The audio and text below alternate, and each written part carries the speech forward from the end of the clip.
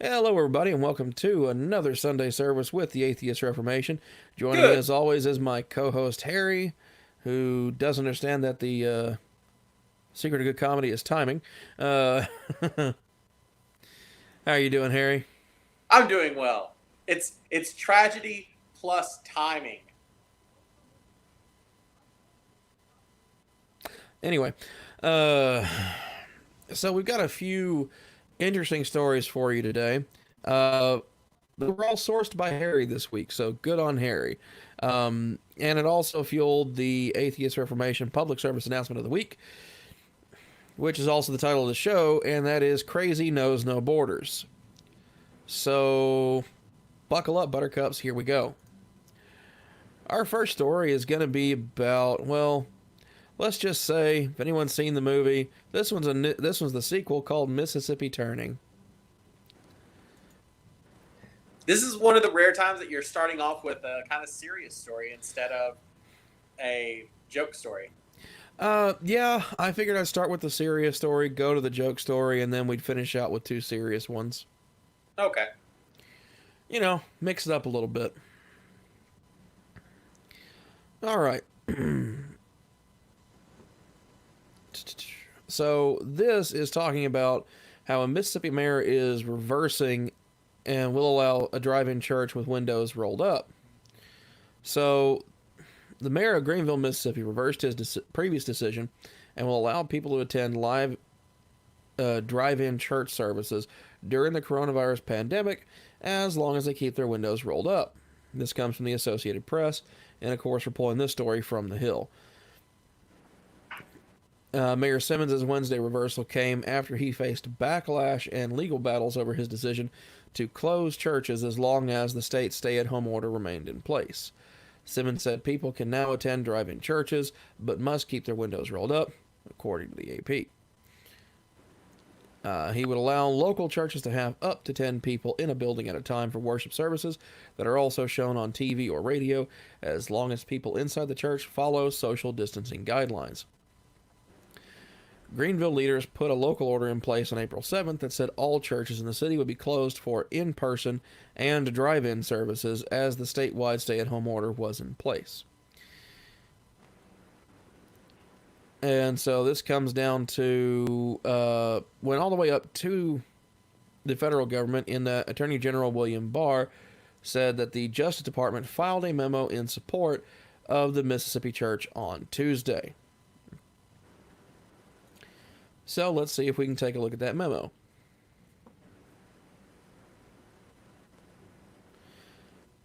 Says government may not impose special restrictions on religious gatherings. And this comes down to that.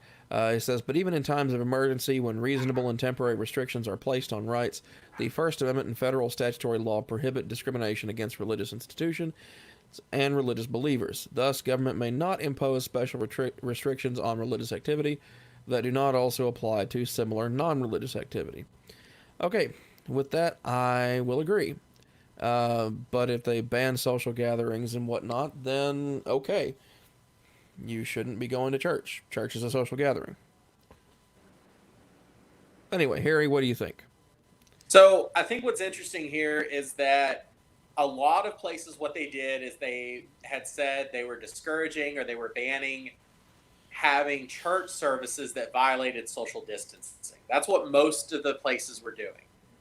Now, a couple of the places said that they're going to completely ban church meetings that are together inside of the building. And so they were allowing drive-through churches. Drive-through church, you come in and then either they pipe the preaching through your car stereo by using one of those radio amplifiers. Right, like a drive-in movie theater. Yeah. Or they use a bullhorn and just by yelling, they can get through the glass into the vehicle. The voice, not the person. I kind of figured. Yeah. I mean, though the person with enough velocity would make it through the window. Just saying. Yeah. So what was interesting is that this mayor in Mississippi had actually called the police out to a church that had made clear that it was going to do a drive-through or a drive-in style Sunday service on Easter Sunday. So people could show up, park their car, stay in their vehicle, and they would be able to attend a religious meeting. Zero chance of them contacting anyone else outside of the vehicle. It's just going to be them, the people in their household. And the police showed up with like 4 or 5 squad cars. There's a video that was on Facebook. I don't know if you've seen it. And a preacher is confronting the police officer saying, why are you here doing this when there's other places in town that you could be doing that, or you could be patrolling, and just making it clear. And they said that if anyone shows up, they're going to get a ticket for being there. The reasoning that the mayor gave is that if someone had to go potty, there's a chance that multiple people might run into each other in the bathroom. Okay. But it wasn't just that was the issue with all this. There was also another story, I think we covered this last week, where police patrol vehicles were outside of a church writing down license plate numbers. I believe that was in another state. Okay. And that was where people were going into the church. That wasn't a drive-up church. Right. So, but we also had issues with that because, okay, I don't see the point in writing down a license plate number. I would much rather see them, if they're going to sit there and be a hard ass about it, they need to nut up and stand at the door and issue citations as they walk out the building. And then there was yet another state that was going to use traffic cameras to see who was going to church Sunday morning, and then come and visit them or throughout the week at their home. Okay. Now, we didn't cover that story. I didn't hear about that one, so you might want to shoot that one to me. We may be able to take a look at that one as well next week. All that being said, when we come down to looking at some of these things, I can understand why religious freedom should not be infringed upon because, even though I'm not religious, I'm an atheist. As I've said before, freedom of religion is also to have the ability and the right to be free from it. In that you are not obligated to be a member of a particular faith or be associated with a particular faith. And so if they're banning all social gatherings, I think that should be enforced uniformly. If they have the drive-in services, okay, that's cool. Windows rolled up, people stay in their vehicles. I would even say limit the time. How long is a usual Sunday service for most churches? About an hour. So limit it to 1 hour. Have it start at a certain time, end at a certain time, just like they would any other social gathering. Yeah. And strictly enforce that, because this is a public safety issue. This is a public health issue. And in all honesty, I think that in large part, some of this is being done, not necessarily by local law enforcement, but by some churches to try and force the hand of local law enforcement into some kind of reaction. In this particular situation, I think that in this case, by doing a drive-through service, it's an honest attempt to avoid that. I was not 100% on board with the anger that the preacher had, because that was probably inviting conflict. If you've seen the video, it's actually really ridiculous, because he goes up to the officers and he basically interrogates them and asks them, why are they doing this? And then one of the officers approaches him and starts to speak and realizes that it's hard for him to be understood with his mask on. So as he gets closer to the preacher, he takes his mask off to talk with him. That's just a stupid rookie mistake, though. This was definitely not a rookie officer. Well, when I say stupid rookie mistake, I mean this is an unprecedented situation. I don't think there's been a time in recent memory where the entire country has been masked up just to go outside. or just to do their jobs. So I think that was just the cop understanding he needed to get a point across, and then pulled his mask down so that he could be clearly understood, and forgot about the implications of having to wear the mask in the first place. Yeah. I think the officer in that case kind of just forgot himself. And so if he's being publicly derided or people are griping at him for it, I don't think they should be. People make mistakes. People forget things. The reason why we, put this, it's not even really a ban on social gatherings. It is a temporary restriction until this blows over, until this is over. And if we don't do something like this, then this disease can and will spread. We saw it with the Spanish flu. Yeah. Because the Spanish flu started in around, 1916 or 1917, and then World War I ended in 1918. People started going out and gatherings and stuff like that, and then the Spanish flu epidemic persisted for another 2 years. Yeah. And the death toll skyrocketed. Now, that's an extreme situation. H1N1, or Spanish flu as it was known then, is a similar disease to COVID-19. However, it attacks the body in a very different way, in which it is actually able to ravage the immune system of a healthy person, of even younger people, whereas COVID-19 appears to just aggravate it a bit, not so much pose a threat. All that being said,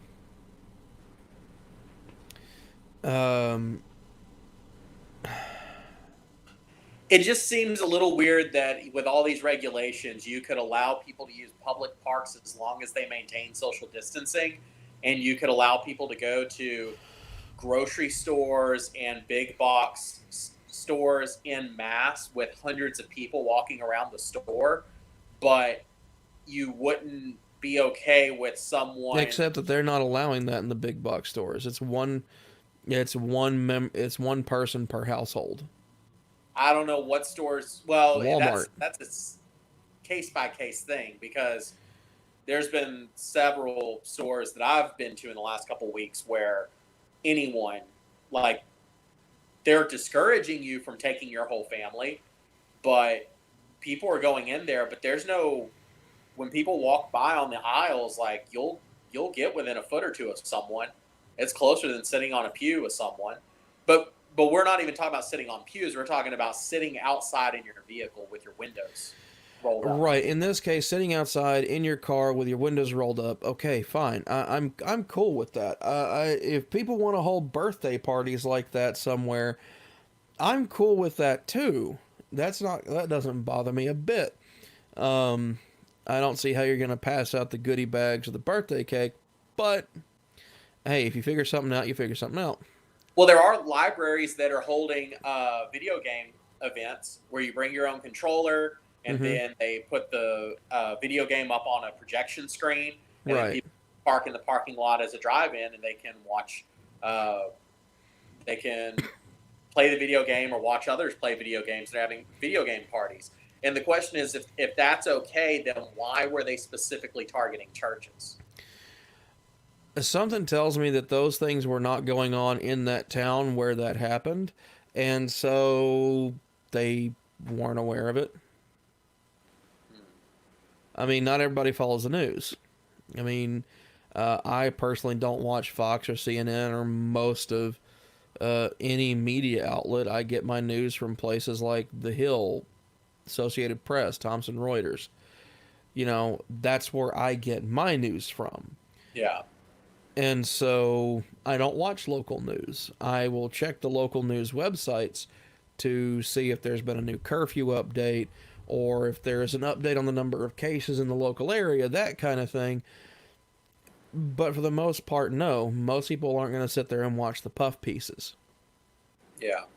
What my big concern is let's imagine, I know this might be hard for some people, let's imagine a war where there is a considerable risk that the enemy is somewhere within the states. Okay? Maybe some sort of attack has happened, the seaboard has been infiltrated, maybe there's some kind of, insurrection or terrorist group within that is attacking the country, and you don't know where the enemy's coming from. And you have a quote unquote, as Trump said, invisible enemy. Okay. And you identify that large gatherings of people might be a problem, but we allow, because let's say, well, we know that the enemy is not going to be of this religion and this religion, so we're going to allow churches to continue to have meetings where you have 50 or 75 people together, but we're not going to let any other group of people meet more than 6 or a dozen people together at a time. And if police see you gathering with people in a public area, or even if they see multiple vehicles converging at one person's house and there's multiple vehicles outside, they'll knock on the door and they'll ask you, what is your business? What's going on? And start asking for the identification and running the license plates numbers of everyone that's in that meeting.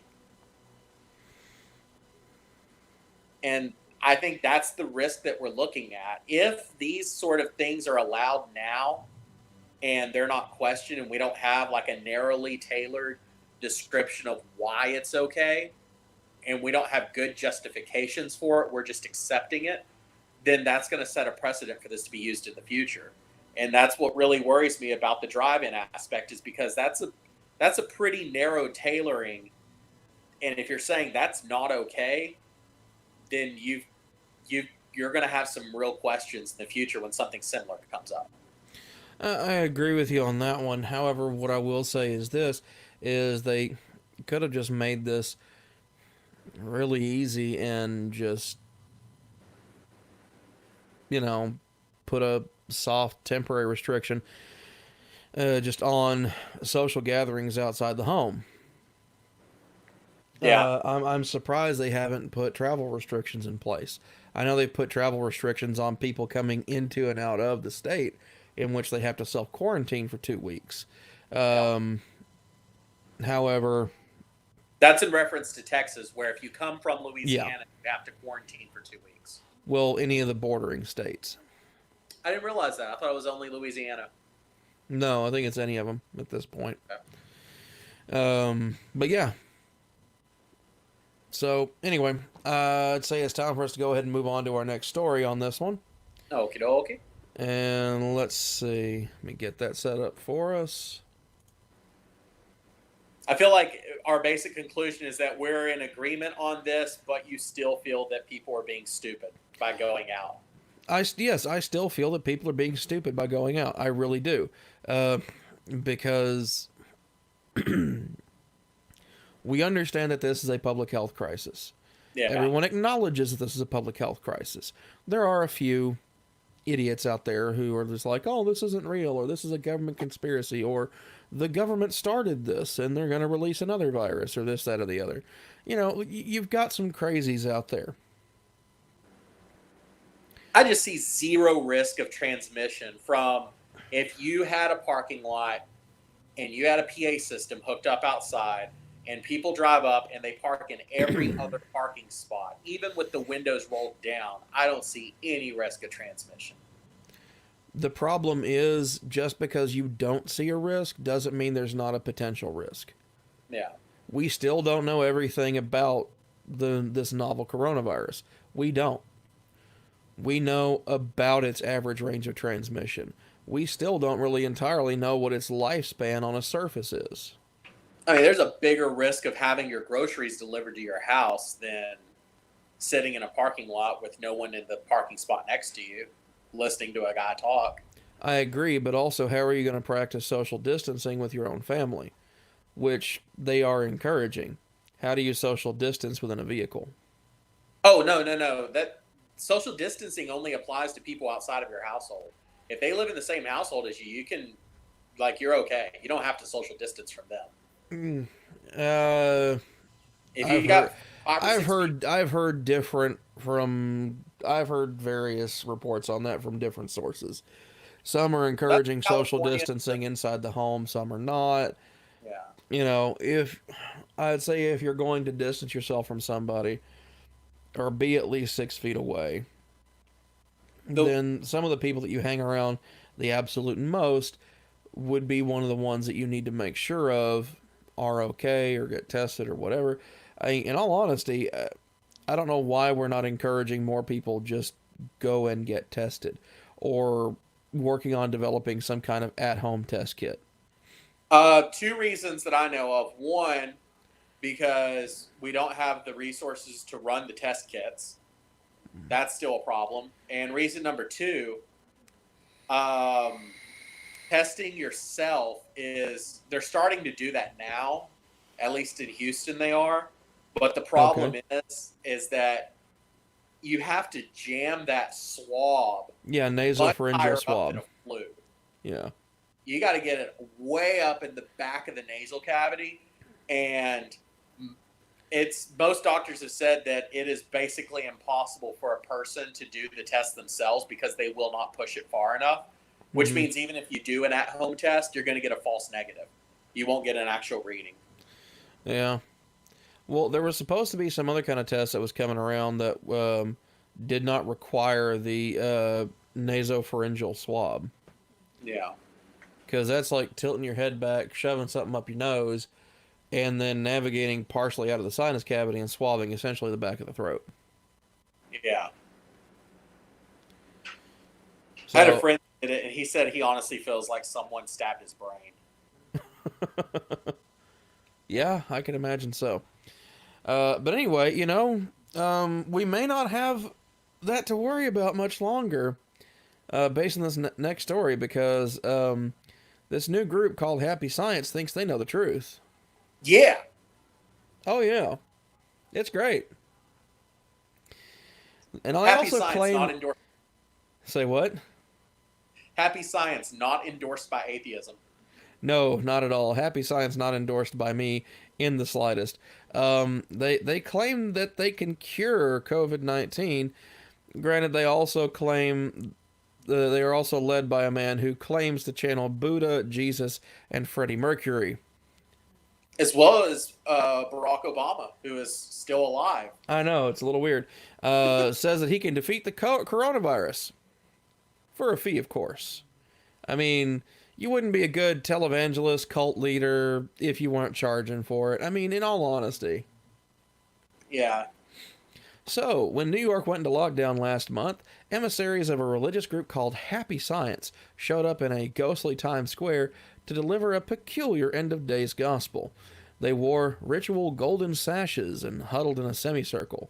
That's, these fools right here. Doomsday may seem to be coming, but the greatest savior, our master, is here on earth. One or two passersby lingered, yada yada, moving along. Happy Science is an enormous and powerful enterprise claiming millions of adherents and tens of thousands of missionary outposts around the world. Secretive, hostile to the media, and structured around a tiered, pay-to-progress system of membership, they're sometimes called Tokyo's answer to Scientology. I would say they are definitely Japanese Scientology. To many, the Japanese Times wrote back in 2009, the Happies smell suspiciously like a cult. I'm not sure what a cult smells like, but I'm pretty sure it's patchouli and bad intentions. And suspicion. No, well, smells suspiciously. That's an adverb, so it's not an adjective. So they won't smell like suspicion. Well, Just I found patchouli to be suspicious anytime I smell it. okay. Anyways, so the coronavirus pandemic has proved to be the perfect vehicle for the religion's apocalyptic themes and esoteric doctrines. Where's Jay Dyer when you need him? Its many, many texts are filled with UFOs, lost continents, and demonic warfare. It sounds like they've been watching Spirit Science on YouTube. Now they detail the supernatural and extraterrestrial origins of the virus. So, not only is it supernatural, it's from outer space. Thetans. Yeah, body thetans. In addition to the new DVDs, CDs, and books for sale, Happy Science is offering spiritual vaccines for a fee. The faithful can be blessed with a ritual prayer to ward off and cure the disease. You know, I wonder if they got the idea from Ken Copeland and the holy oil, like trying to lube up the camera. I mean, he may be getting on in years and confusing proselytization with proctology, but hey. I need to see that clip. Yeah. In Times Square, the minister wrapped up his speech with a special incantation. He lifted his arms and chopped them to and fro, shouting as he went. His flock cheered and waved homemade placards. One read, "Happy Science Knows the Truth." That's where the title came from for this story. The exalted star at the center of Happy Science universe is a former Wall Street trader named Ryuho Okawa. That's this dude right here, whose followers incredibly regard him as the incarnation of a supreme being from Venus. Awesome. I thought men were from Mars. Apparently this guy's from Venus. What's more, and he's also the incarnation of a supreme being, so I mean, yeah. What's more, he also claims to channel the spirits of hundreds of characters, dead and alive, like Freddie Mercury, Barack Obama, and Steve Jobs. Well, if you're channeling Steve Jobs, you need to tell us, when's the next iPhone coming out? Never mind, we all know. It's next year, it'll lose features and be about as feature-packed as a Samsung Galaxy from 5 years ago and be 3 times as expensive. So, here's my question. When he channels these different characters, does he, like, start to speak as them? Because that would be kind of interesting to watch if he actually does impersonations. I mean, kind of. I want to see him impersonate Elvis. Mr. Okawa, I mean, he's already kind of like halfway to Liberace right here, so. Yeah. Almost never appears before the media. What a shock. And via AIDS, declined requests to speak. Before his extravagant reinvention, Mr. Okawa was born Takashi Nakagawa in 1956 on the southern island of Shikoku in Japan. The post-war decades in Japan had seen a surge in new and novel forms of religion that blended imported New Age texts with long-standing Japanese traditions. It was in this soul-searching melange that Mr. Okawa came of age. By the way, I do want to take a moment to say that this article is from the New York Times, which means that it is unnecessarily long, it does not get to the point, and it's locked behind a paywall. Yeah, except I didn't pay for it. I just didn't log in, and so apparently I can see it. So he wrote that it was up to him to gather all the peoples of the world to this new faith, because he was in contact with Buddha and Jesus. He returned to Tokyo. Hey, say what? Did Buddha and Jesus just like hang out? Apparently so. Mr. Okawa returned to Tokyo, where he tapped into the city's burgeoning metaphysical scene and attracted a following. Playing on the economic anxiety of the early 90s, he self-published several tracts with titles like The Terrifying Revelations of Nostradamus and The Great Warnings of Allah. Needless to say, the books were hits. As more kept flooding out, the stories probably got crazier and crazier. First, he was just a channel for far-flung spirits. Then he was reincarnated Buddha. Now he has declared himself the supreme deity of this world. And somehow the people still agree, although in all honesty, I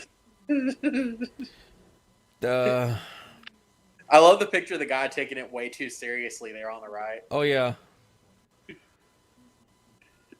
It looks like Chris Cornell let himself go. See, that's actually, he's channeling Chris Cornell. I see. And is this guy channeling 1960s Ted Nugent? They do channel people that are still alive, so maybe. I mean, in all honesty, this is a United Nations of bad ideas. Oh, he says he will never die, apparently. This is from the movie screening Immortal Hero, which is the story about Ryohu Okawa. I don't understand how people have enough money to participate in something like this and are still like, how do you? I don't know. How? Like, how do you not have something better to spend your time and money on if you have this much money? No telling. Because looking at the audience there, they don't have like a ton of money. They got enough. I don't know. It looks like there's a few people there that probably make a decent bit of money. We're looking at maybe what's 40 to 200K a year. Something like that. Millionaires. No, not necessarily millionaires, but there again, you know, that's how you build your brand. You build your brand on the backbone of the middle class. That's how it's always been done. That's who you're catering to. Is your greatest common factor. So between the growing media franchise and fees and donations, Mr. Okawa's project has made him exceptionally rich. By some estimates, Happy Science had revenues of $45 million a year. Yeah. So in the mid-90s, Happy Sciences had a rivalry with another doomsday group called Aum Shinrikyo. Oh yes, I heard about those guys. I remember these guys. Was that the nerve gas people? Say what? Was that the nerve gas people? Yes, it was. Aum first tried to assassinate Mr. Okawa, then later launched an attack on the Tokyo subway with sarin nerve gas, killing 13 and injuring thousands. Happy Science has now opened private schools in Japan. In 2009, it branched into politics. In all honesty, this looks like something we should do an entire episode just on this. Like, this is insanely in-depth and wickedly crazy. Oh, there we go. Super Vega healing. Pleiades, prayer to turn the wheel of fortune charm. Man. It's almost like he might have been a Catholic at one point and found out that selling indulgences was a great racket.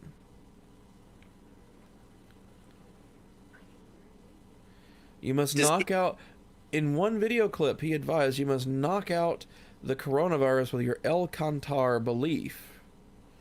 It will become like out with the demons and in with the good fortune. Okay. Has also introduced the sacred text of a new ritual purported to miraculously cure the disease.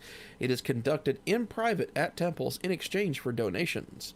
Japanese ads list several prices for virus-related blessings, going from $100 to more than $400.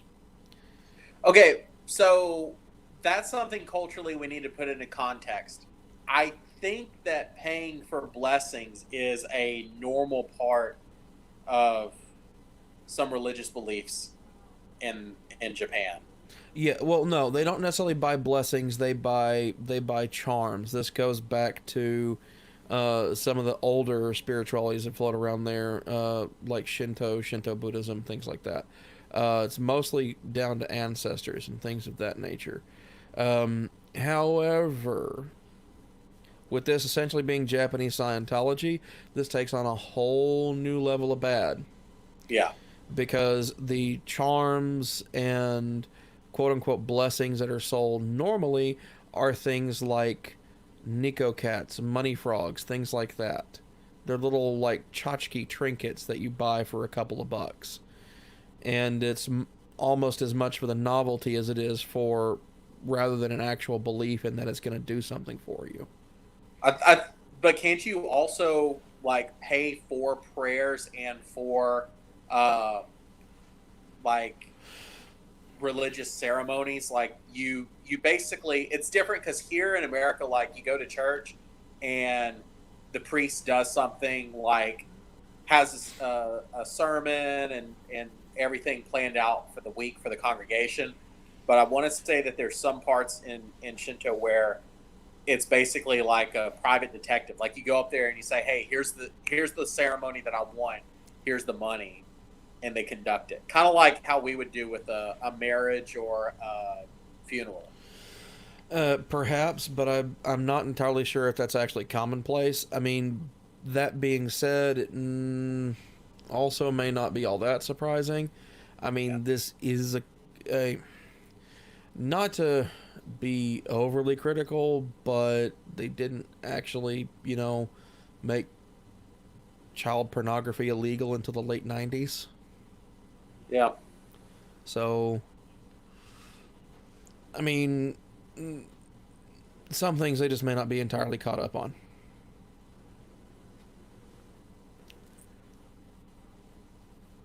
Oh, but here's the great thing. Numerous members of the Tribeca congregation coming out of New York have requested the coronavirus prayer. It's amazing, Mr. Hagimoto said. We're seeing people being cured.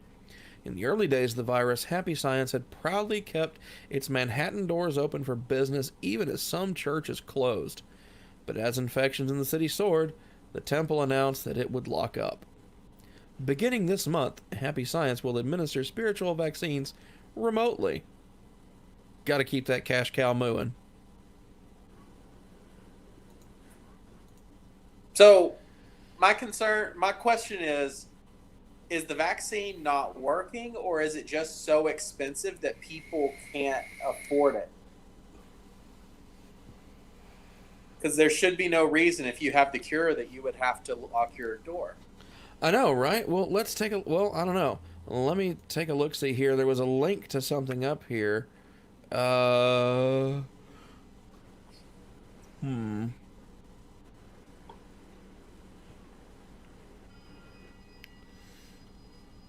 see. Ah, yes, these spiritual vaccines. Oh, this is amazing.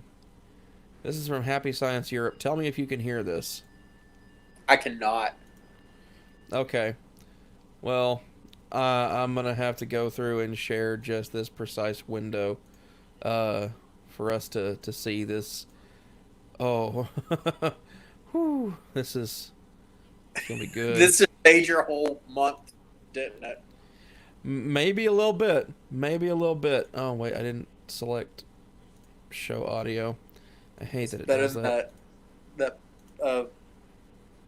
The music we were sharing earlier this week. Yeah.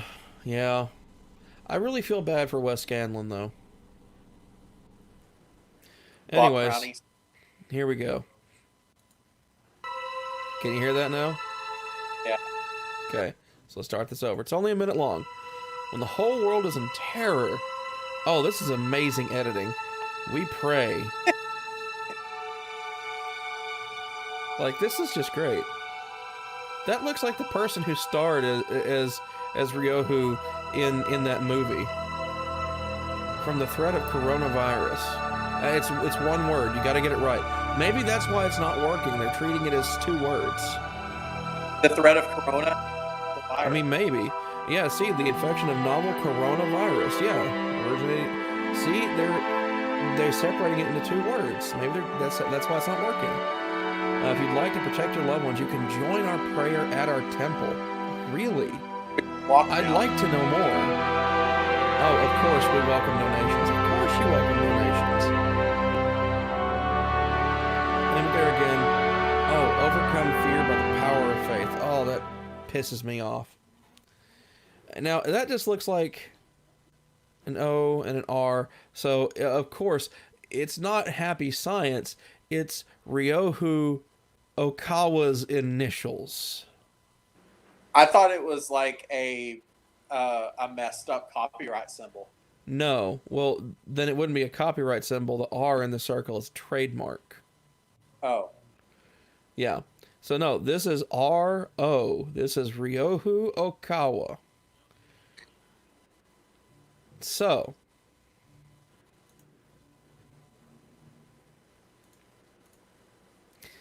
Yeah, that's Shoe Buddy.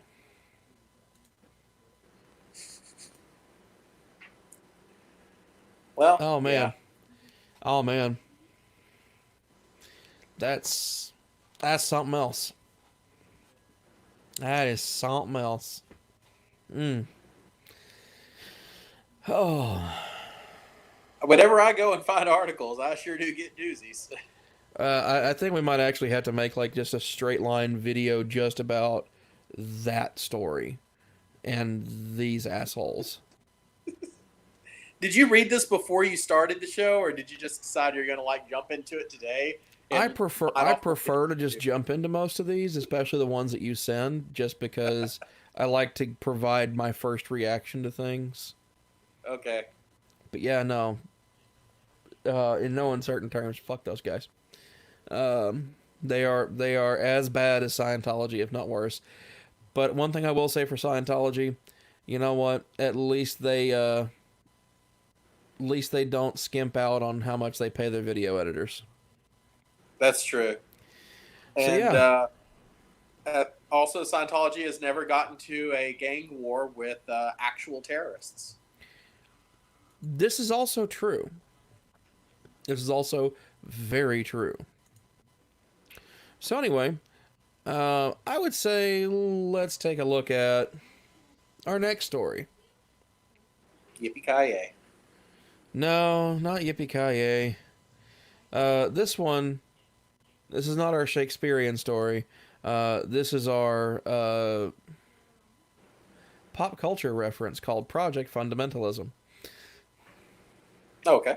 Yeah.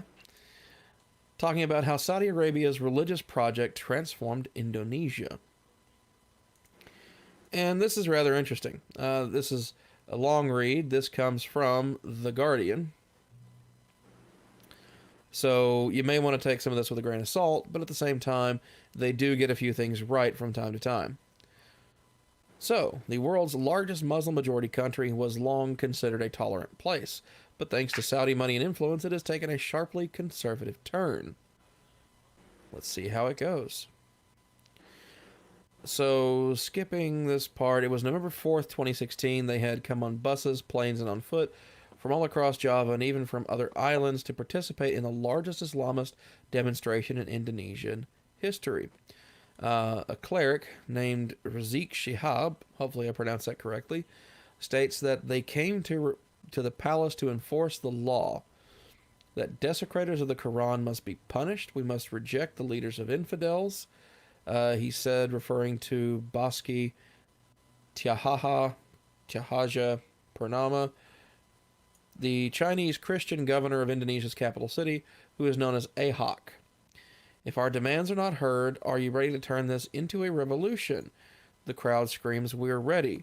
Keep in mind, this is 500,000 people. This is 500,000 people. So these are not rookie numbers, as Matthew McConaughey would say. Of course, they shout, God is great, and then there were cries of kill AHOC. So we now have a protest that institutes a call to action with another call to action, both of which constitute extreme threats of violence. So, yeah, we got us a problem here. It was an odd scene in Indonesia, which is the world's largest Muslim majority country, but is not really a Muslim nation.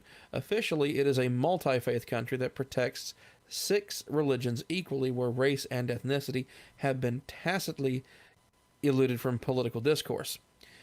And overtly Islamist political protests like this had no precedent, so it had not happened before.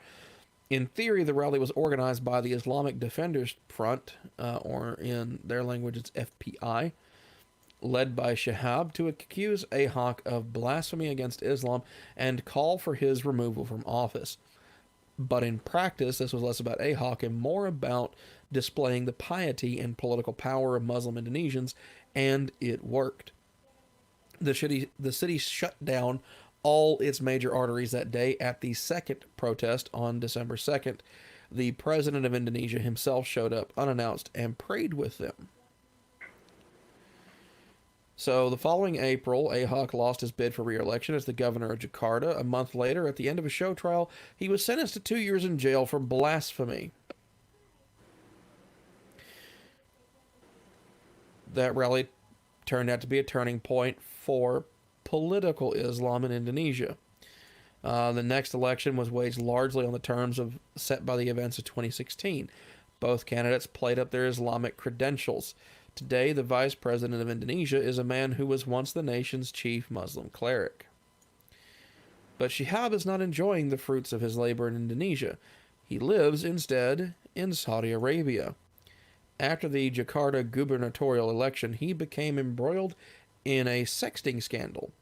Now, for all you crazy kids and boomers who may be watching that don't understand what sexting is, it's basically engaging in sex through text messages, so yay. When an arrest warrant was issued, he fled to Mecca. Though it is almost 5,000 miles away from Indonesia, the kingdom is still a natural choice of refuge for Shihab because his Saudi ties date back 3 decades. I really think something got glossed over there when What they did I say gloss over? an arrest warrant was issued for a sexting scandal. Uh-huh. Like, there's some So, details that you're right. There might be some details missing. So, of course. paywall. Yeah. Let's see here. Stop sharing for a moment. So the reason I say that is because I don't know if it's that Indonesia has incredibly strict social laws or if he was engaged in pedophilia. Yeah. Because it doesn't make sense that someone would send a naughty text message and then police would come to arrest them. There's got to be more to that story. You're right. I'm thinking there might be. So let's take a look and see what that might be. Because we need to know exactly how big of a dirtbag this guy is. Oh, of course. I'm always forward to figuring out exactly how much of a dirtbag someone is. So, it's not a sexting scandal. Hardline moralist in Indonesia faces pornography charges. This may change some things. So let's take a look. Again, this is from the New York Times. So let's see. In Indonesia, a public figure caught up in a scandal involving pornography or an extramarital affair would usually expect to be denounced by the Islamic Defenders Front, an influential hardline Muslim organization. This week, however, the public figure at the center of a scandal is none other than Rizik Shihab, the leader of the Islamic Defenders Front. Indonesian police said on Monday that Mr. Rizik would be charged with violating Indonesia's pornography laws weeks after screen captures emerged of sexually explicit text messages purportedly between Mr. Rizik and a woman who is not his wife. So, in Indonesia, pornography is illegal. That's one of their morality laws. So this may be what it is. So, apparently he's not really a huge dirtbag. He's just a horn dog. He's a hypocrite, and he's definitely a hypocrite. But he's not someone that we want to drag out back and stone to death. No, that's their line. Anyways, scrolling through the rest of this, let's see. Indonesia has been a prime recipient of the full spectrum of Saudi proselytization known as Dawah, the call to Islam. While investments peaked in absolute terms at least a decade ago, as they did in most of the Muslim world, their effects continue to reverberate. Saudi investment in Indonesia has, at turns, fueled jihadists, helped consolidate the country's leading Islamic political party, and produced dozens of influential ideologues. The Saudi soft power apparatus in Indonesia is unrivaled, including Libya, a large embassy and a powerful standalone religious attaché. A Saudi charity has also paid for thousands of poor students to go to school and university and helped rebuild devastated regions such as Aceh after the Boxing Day tsunami of 2004. So it's not that all of their money has been going towards bad things. It's more that they have attempted to cloak their surreptitious, soft takeover of the country in the cloak of good faith and trying to help. They're buying influence. Yep. Yeah. And they're doing it the right way, obviously, because they've gained an insane amount of influence. The influence of Shihab's organization and vision is just one example of how Saudi Dawah has shaped modern Indonesia. Another is the Bali bombings of 2002, which killed 202 people, mostly tourists, in the world's most deadly terror attack after 9/11, which woke Indonesia up to the danger of terrorism within its borders. The attacks were planned by a circle of al-Qaeda-affiliated jihadists based at the Al-Mukmin Islamic boarding school in central Java, which was founded with an initial endowment from the Saudi king in 1972. So, this reaches back through history a little bit, some 40 years at this point, almost 50. So the question, I guess that's the unasked question that was presented is, was the Saudi money being used to pay for a college for altruistic reasons, or was the university acting as a institution for training radicals?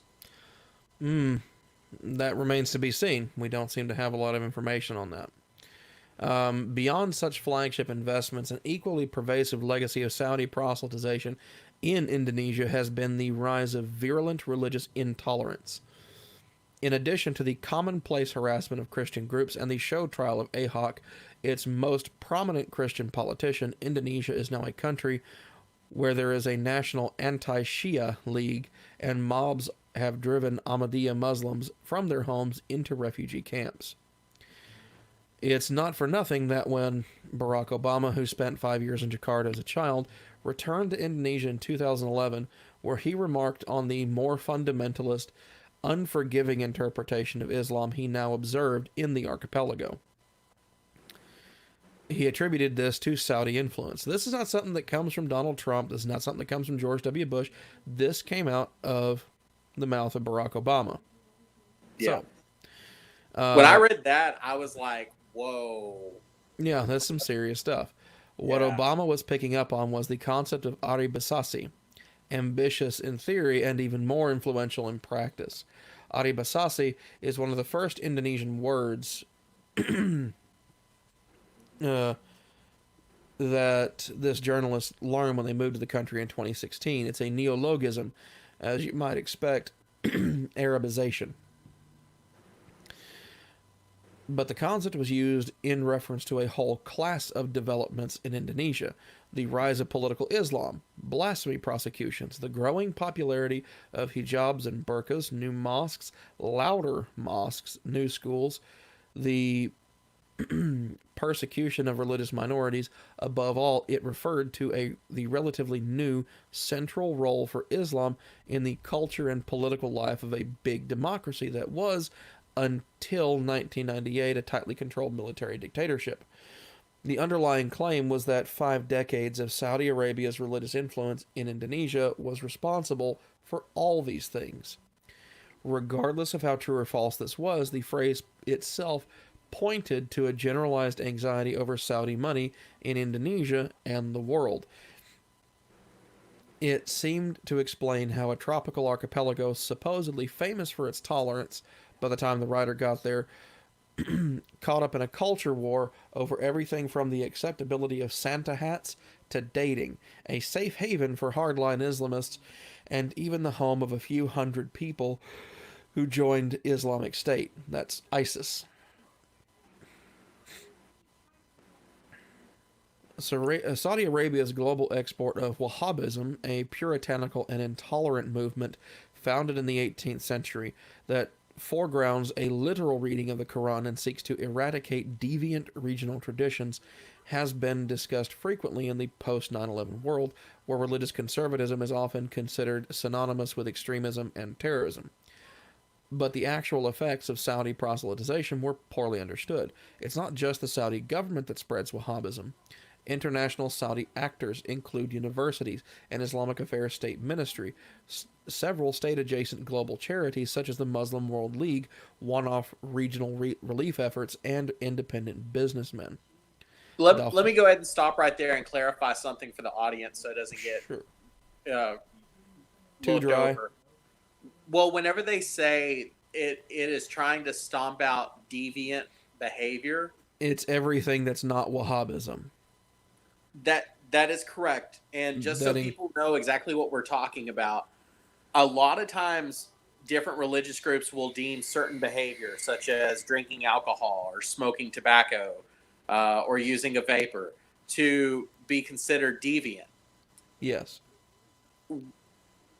The way that this is, if you disagree with the divinity or the divine influence of one of their prophets, that is considered blasphemy. Mm-hmm. If you change your mind about your religion, that is considered apostasy. And those are executable capital crimes. Yes, the Quran advocates within them, from a literalist interpretation, that apostates are to be killed, stoned to death. And I'm not talking about just the Quran. I'm talking about the actual laws of these countries. Well, yeah. That apostasy is a capital offense under their judicial code. Uh-huh. And when they say deviant, that's what they're saying. Disagreeing that people that don't follow their beliefs should be murdered means that you are a deviant. Yes.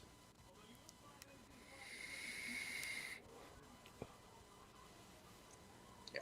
Granted, you're also a deviant for thinking that it's a bad idea to not only kill a rapist, but also to stone the rape victim to death, too. People tend to gloss that one over these days for some reason. Yep. Can't imagine why. But yeah, continuing on, we're going to skip through here. Dawah literally means to call or invite, but in practice it actually covers the wide range of proselytization activities available to any Muslim person or institution. There is an official Saudi Dawah in 24 countries, and unofficial activity in many more. The effects are not straightforward. For instance, Saudi Dawah typically ends up promoting not Saudi Wahhabism, but Salafism, a linked but discreet 20th century revivalist movement originating in Egypt that seeks to return to the traditions of earliest Islam. Saudi proselytization intends to cultivate a learned Salafi class of scholars and ideologues who then go on to shape their religious landscapes. Another common outcome is the violent intolerance of Shia and Sufi Muslims, as well as minority sects such as the Ahmadiyya and other religions such as Christianity. The most notorious effect has been the spread of Salafi jihadism, which has found a base in some of the communities supported by the Saudi Dawah. The project has been an effort to systematically shape the Muslim world and Muslims in the world in its image. In its ambition and global reach, it is unparalleled. It is also chaotic and full of contradictions. Saudi efforts both support and work to counter Muslim Brotherhood, affiliated political Islamists, or simultaneously fund shady charities and counter-extremism centers that work within miles of each other. That is a really polite way of saying a terrorist organization that openly murders Christians and hunts down Christian preachers during Holy Week in Egypt. Like, Muslim Brotherhood is not just a shady group. Yeah. Like, it is straight up a bunch of murderers.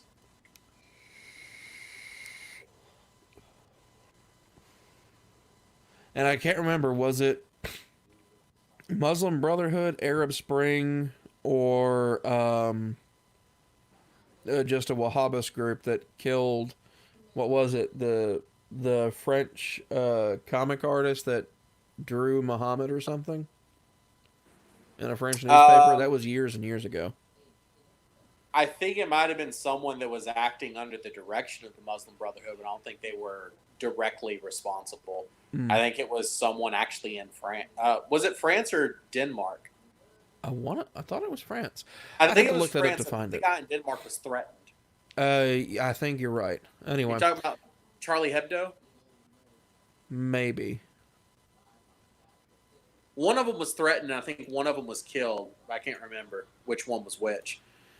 Huh. Because then in Texas, we had a contest to see who could do the best drawing, and a couple of terrorists showed up and opened their door and pulled out guns, and then were immediately shot Hmm.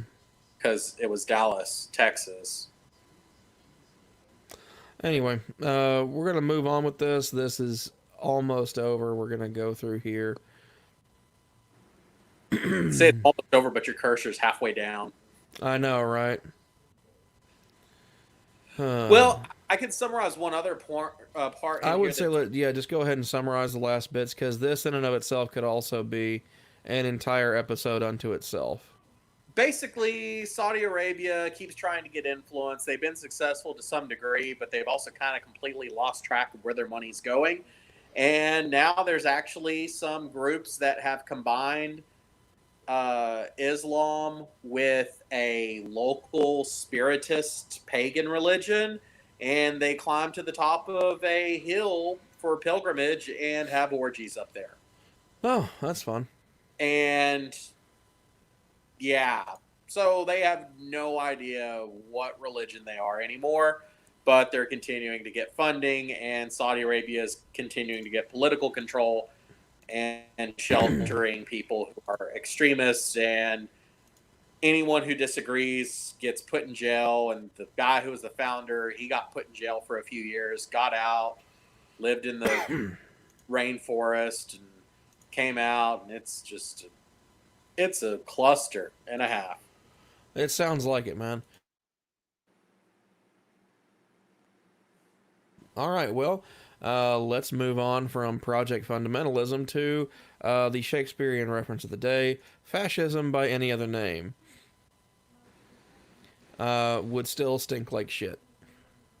Yeah, this is bad. This is rough, and this is what's happening within India. So we're probably gonna catch some shit for this one, and at this point, I don't care. I'm probably going to, because I got friends that are living here that are experiencing this. Well, when I say I don't care if I catch Yeah. shit for this, yeah, no, I don't care if I catch hell from someone for airing out this story, for making this more known or more public, because it's something that needs to be. So, this is talking about fake videos across social media have actually been affecting Muslim vendors in Hyderabad in India. And we won't watch the video. You want me just to summarize it, because this is kind of just setting a precedent for like the real story. Okay. Yeah, basically there's a video that was filmed in February, and there's a guy who is a fruit vendor, and he's picking up the oranges and the apples, and he picks them up and he like licks his thumb and then like marks the fruit and then turns it, and he does that. And somebody filmed it and was like, what is this guy doing? And then like 2 weeks later, coronavirus showed up in India, completely unrelated, completely different area. And somebody started tagging this video saying that this guy was intentionally spreading coronavirus, even though Oh, no one in wonderful. that town has been tested. No one in that town has been diagnosed with coronavirus. Wonderful.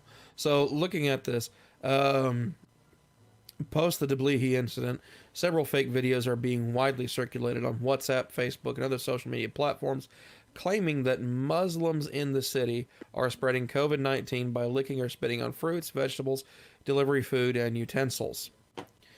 Sharing these videos, many urged people not to buy supplies from Muslim vendors, prompting discrimination and boycott of those who are already losing out on their business. A 45-second video of an employee at a restaurant packing food has been shared with the claim that a Muslim man is spitting on the food before delivering it to customers.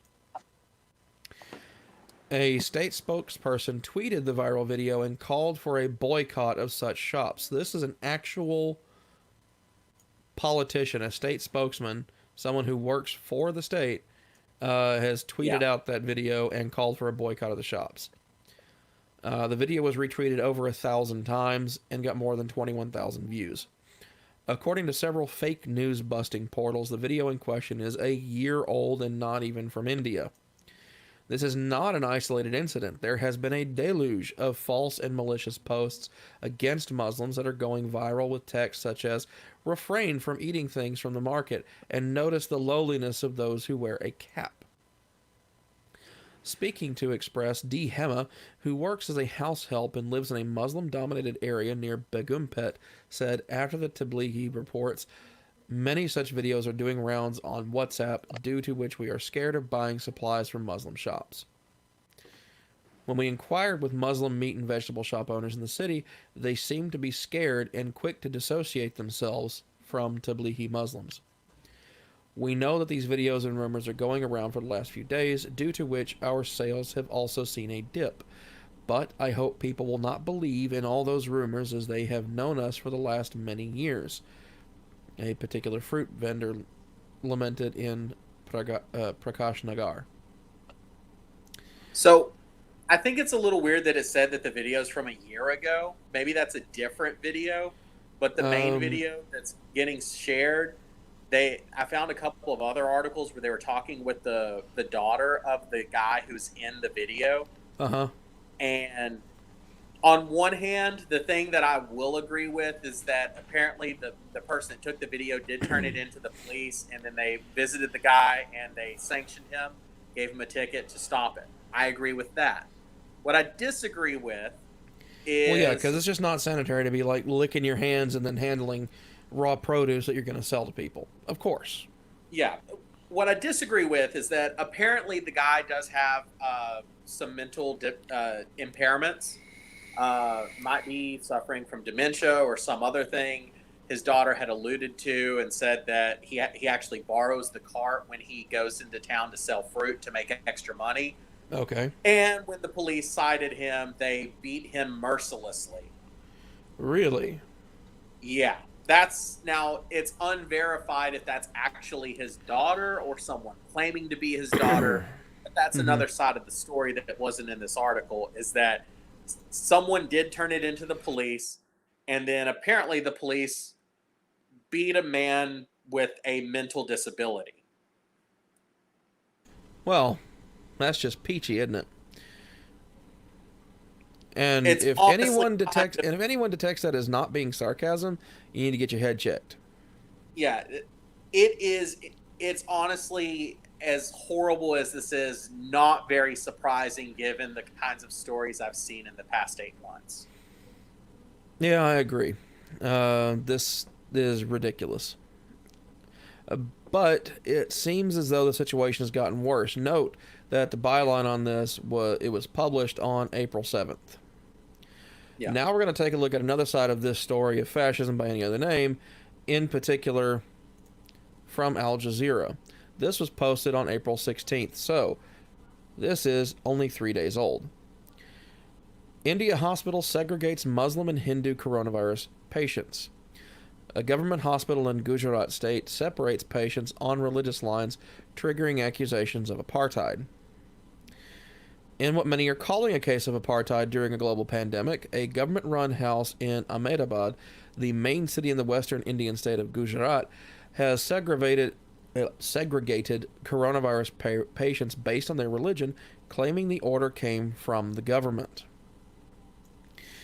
Generally, there are separate wards for male and female patients, but here we have made separate wards for Hindu and Muslim patients.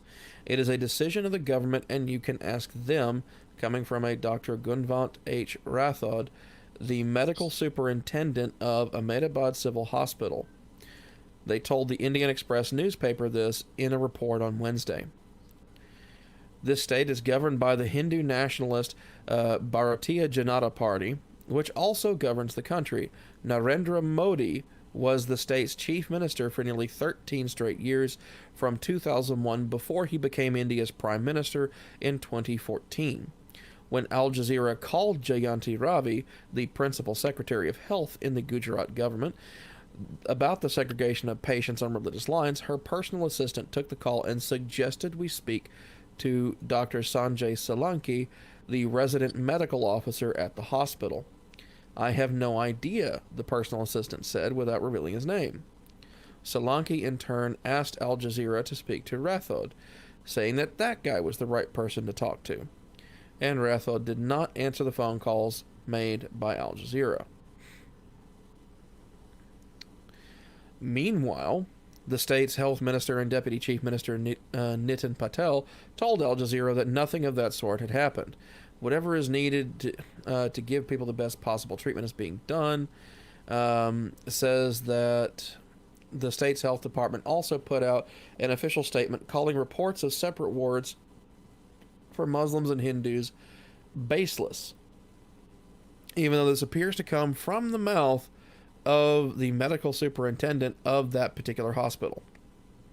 Oh, they get in, like, you'll see where the information is. This article, I've read through about 5 of them, and this one gives all of the information in a single article. It's got all of the conflicting information that's been fact-checked in there. And there are conflicting stories. And we're already seeing conflict here. It says patients are kept in different wards based on their medical condition, severity of the symptoms, and age, purely based on the advice of the treating doctors. Therefore, reports appearing in certain media are totally baseless and misleading, it said. However, in the Indian Express report, a patient was quoted as saying, on Sunday night, the names of 28 men admitted in the first ward, A4, were called out. We were then shifted to another ward, C4. While we were not told why we were being shifted, all the names that were called out belonged to one community. We spoke to one staff member in our ward, and he said this had been done for the comfort of both communities. When they say community, they don't mean neighborhoods. They mean religion. Yes. According to a doctor quoted in another report by the Hindu newspaper, certain patients from the majority community were not comfortable being in the same ward with patients of the minority community. Majority is majority Hindu. Religion, minority religion. Yes, we get it, Harry. Yeah. After some patients complained, it was decided to segregate them on a temporary basis, the doctor told the newspaper, on condition of anonymity, of course. When Ahmedabad-based sociologist Ghanshyam Shah was asked by Al Jazeera if the hospital segregating patients according to their religion amounted to apartheid, he replied simply, absolutely. Also says that knowing Gujarat, I am not surprised it has happened. Said it's a very obvious kind of thing. The fake news propaganda around Muslims spreading the virus around is probably rampant across India, but I can see that it is visible in Gujarat. Shah was alluding to a widespread Islamophobia fueled by the coronavirus pandemic, especially after Tablighi Jamaat, a Muslim missionary group, organized a congregation in New Delhi in March. The congregation was later linked to hundreds of COVID-19 positive cases around the country, triggering a nationwide hunt to trace the attendees. On Wednesday, Tablighi Jamaat chief Maulana Saad Kandalvi was charged with culpable homicide. Having COVID-19 is not anyone's fault. World Health Organization has warned against any religious profiling of coronavirus patients. Every case is a victim. It is very important that we do not profile the cases on the basis of racial, religious, and ethnic lines. According to media reports, more than half of the nearly 500 cases of coronavirus in Ahmedabad have come from Muslim-majority neighborhoods. The city has long been a hotbed of communal divide, with separate localities marked for Hindus and Muslims. In 2002, Ahmedabad was one of the main sites of a statewide religious violence in which nearly 2,000 Muslims were killed, dozens of women raped, and thousands others displaced. The violence followed the outbreak of fire on a passenger train in which 60 Hindu pilgrims were killed. Yeah, that last paragraph really has nothing to do with the rest of the story. No, it's just telling the story of the problems that have been going on in Gujarat for now the better part of 2 decades. Well, longer than that. Longer than that, but this is just what's being referenced. 2002 to 2020, it's 18 years, so. Yeah. And the reason why they reference the 2002 story is because of the prime minister's role when he was the governor of the prime minister of the Gujarat state, yeah, Narendra Modi. Well, he's currently the prime minister of India. Right, but in 2002, he was the prime minister. He was the state minister of Gujarat. Right. Yeah. So yeah, no, such a wonderful, insightful individual. It seems. Yeah. So that's happening. And basically, it's one of those really terrible situations where the hospital administrators are saying that it's the state's responsibility, that the state is doing it. The state is denying any culpability, and there's at some point the patients are saying, well, I don't feel comfortable being in the same room with this person that's different from me. And then the hospital is acting on it, and it's really hard to tell as to whether or not the orders to obey the patient have come from higher up or if it was made at a lower level, because that's just kind of how things work. Yeah, I mean, if it's just within that, if it's just within the hospital and just within those doctors, that's just, plain Jane good old-fashioned bigotry. However, if it's being pushed by the state level government or higher, that's why I chose the name fascism by any other name. And this seems to kind of go hand in hand with the continued anti-Islamic rhetoric going on and the anti-Islamic implications going on with the NCC. Yeah. Or, excuse me, the NCR and the CAA or CCA, whatever it is.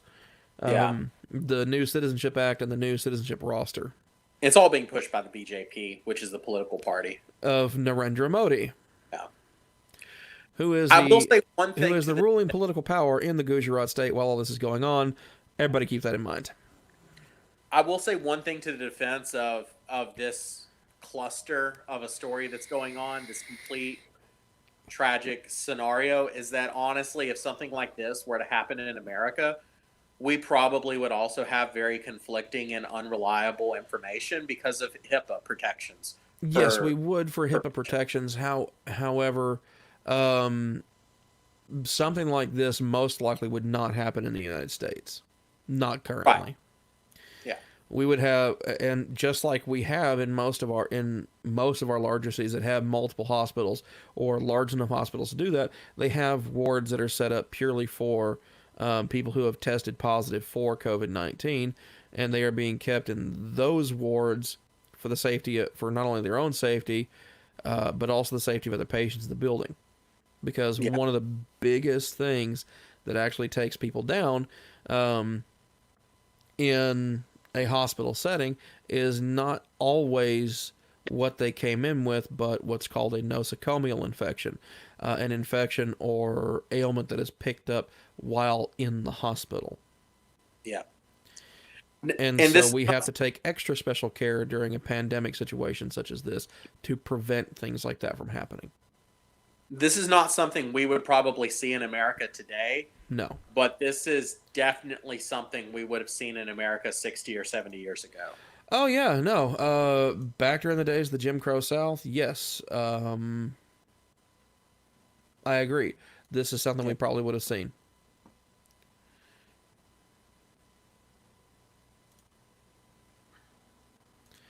I mean, it's just, it's unconscionable the way this is going, in all honesty.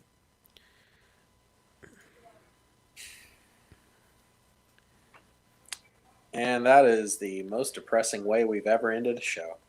Yeah. Yeah. But anyways, that's going to be the show this time, folks. Please remember to always like, comment, and subscribe. And also click the notification bell icon down below on the right-hand side after you've clicked the subscribe button. All articles are linked in the video description below, including both of those that we looked at for the story in India today. Also, if you would like, we would also appreciate it if you followed the Atheist Reformation on Facebook at facebook.com/theatheistreformation. And why is there a cat in the way of the screen? What the hell, Harry? People are quarantined, and I don't want them to be depressed. So I'm going to end it on this note. I mean, he's just giving a judgmental look, so it's going to depress people even more. She's giving people a judgmental cat look, so that's just going to depress people even more. Okay. And also, if you want to be on the show, or if you have something to say, want to be on the Discussions with Atheist show, be sure to tune in and shoot me an email at theatheistreformation@gmail.com. All that being said, we do have a couple of little announcements here and there. Was just on a live stream roundtable discussion with the Reason and Theology crew yesterday at noon. I think that was a really fun discussion. We're scheduled to have another one of those happen at the same time as noon Central on May 16th to continue that roundtable discussion. Also coming up on... Say what?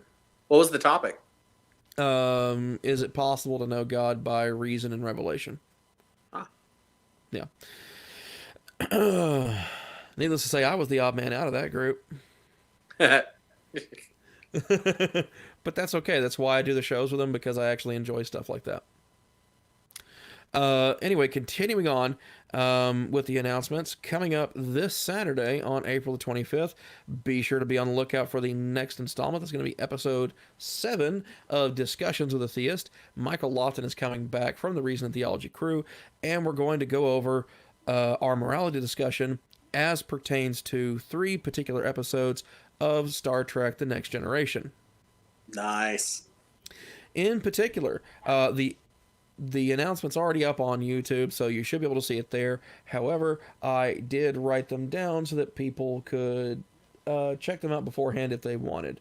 The 3 that are being gone over is Justice from Season 1, Episode 8, The Measure of a Man from Season 2, Episode 9, and Half a Life from Season 4, Episode 22. Justice is where they're sentencing Wesley Crusher to death, which most people who've spoken with Will Wheaton thinks that should have happened. This kind of little joke going on there. The Measure of a Man is where Lieutenant Commander Data goes on trial to determine his personhood. Interesting philosophical concept being done in that trial there. And Half a Life is not necessarily a Soylent Green type situation, but more a requirement of a particular culture that once you reach a certain age, you're required to commit suicide. But yeah, interesting things going on there. And all of those are interesting explorations in morality and different cultures and how to deal with different cultures from none other than the late, great Gene Roddenberry, who was himself a secular humanist. So I anticipate that I'm probably going to agree with a fair few parts of it, and that Michael is going to vehemently disagree with a few things. But hey, everybody tune in and find out. That happens at 3 p.m. this Saturday. And one more time, everybody, please remember to like, comment, and subscribe. If you want to read the articles, they're linked in the video description below. And if you want to be on the show, send an email to theatheistreformation@gmail.com. And keep in mind, the title of our show is also the PSA for the Atheist Reformation this week, and that is Crazy Knows No Borders. Every one of these stories today was absolutely crazy. Every one of them was off the wall, and some a little bit more than most. Happy science and all that fun stuff. Either way, if you like it, hit the like button. If you don't like it, hit the thumbs down. And as always, leave a comment down below. Everybody have fun.